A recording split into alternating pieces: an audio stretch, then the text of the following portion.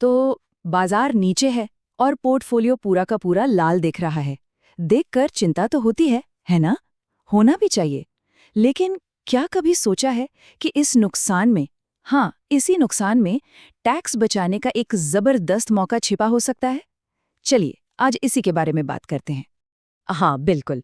जब पोर्टफोलियो में सब कुछ लाल ही लाल दिखता है तो पहला ख्याल तो घबराहट का ही आता है। लेकिन जो स्मार्ट निवेशक होते हैं ना, वो इसी गिरावट में एक फायदा ढूंढ लेते हैं। और यकीन मानिए, ये फायदा उठाया जा सकता है। तो ये फायदा है क्या? दरअसल यही नुकसान टैक्स बचाने का एक बहुत ही शानदार मौका बन जाता है। ये एक ऐसी स्ट्रैटेजी है जिसे कई बड़े बड़े और जानकार इन्वेस्टर्स बाजार की गिरावट के टाइम पर ही इस्तेमाल करते हैं। और इस स्मार्ट स्ट्रैटेजी का एक नाम भी है। इसे कहते हैं टैक्स लॉस हार्वेस्टिंग।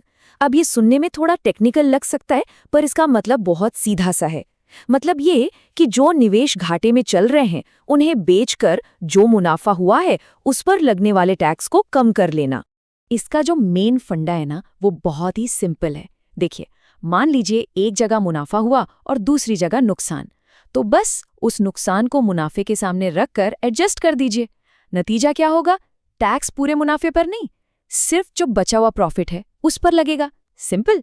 अच्छा, ये सब सुनने में तो ठीक लगता है, पर असल में ये काम कैसे करता है? चलिए एक बहुत ही आसान सा एग्जाम्पल लेते हैं। इससे ना ये पूरा कॉन्सेप्ट एकदम क्रिस्टल क्लियर हो जाएगा।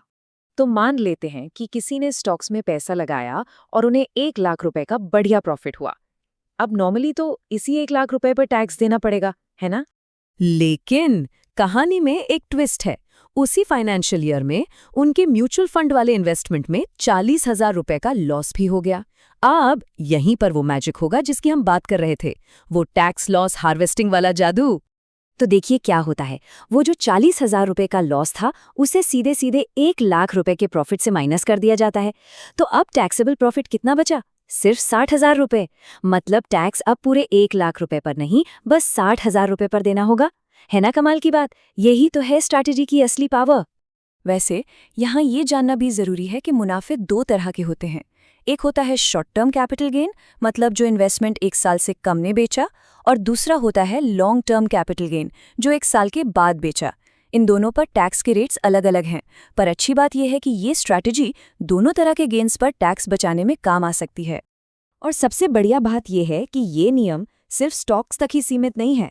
अगर इक्विटी म्यूचुअल फंड्स में भी ऐसा हो रहा है, तो वहां भी ये तरीका बिल्कुल वैसे ही काम करेगा। तो स्कोप काफी बड़ा है। लेकिन रुकिए, इस मौके का फायदा उठाने के लिए एक चीज का ध्यान रखना बहुत बहुत जरूरी है, और वो है टाइमिंग। इसकी एक डेडलाइन होती है, और वो क्रिटिकल तारीख है 31 मार्च। जी हाँ, 31 मार्च। टैक्स बचाने के लिए जो भी करना है वो इसी तारीख से पहले पहले करना होगा, क्योंकि यही हमारे देश में फाइनेंशियल ईयर के खत्म होने की डेडलाइन है। तो अब सवाल उठता है कि करना क्या है। एक्शन प्लान एकदम सिंपल है।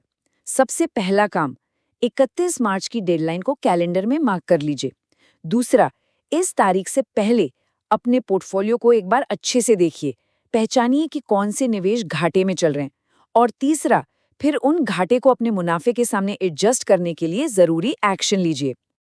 तो अगली बार जब मार्केट गिरे और पोर्टफोलियो में लाल रंग दिखाई दे, तो क्या सिर्फ घाटा दिखेगा, या फिर उसमें टैक्स बचाने का एक सुनहरा मौका भी नजर आएगा? सोचेगा जरूर, क्योंकि सिर्फ ये एक नजरिया सब कुछ बदल सकता है।